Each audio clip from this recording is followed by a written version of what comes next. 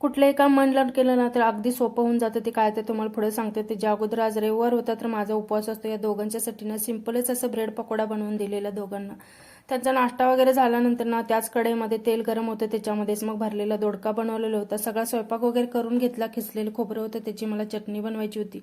तर एकदम छान अशी चटणी बनलेली आणि त्याच्याबरोबरच ना खरडा पण बनवून घेतलेला. जेवताना थोडीशी चटणी वगैरे असली ना तर जेवण छान जातं.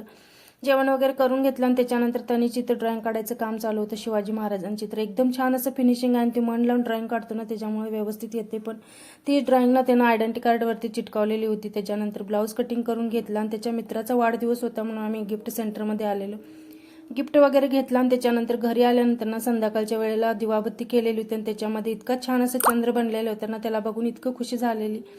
त्याच्यानंतर मग तनुचे पप्पा थोडासा त्याचा अभ्यास वगैरे घेतला आणि स्वयंपाक झालेला होता. तर आम्ही सिंपलच जेवण वगैरे केलं. तर कसा वाटला मिनी ब्लॉग? आवडला असेल तर चॅनलला लाईक, शेअर आणि सबस्क्राईब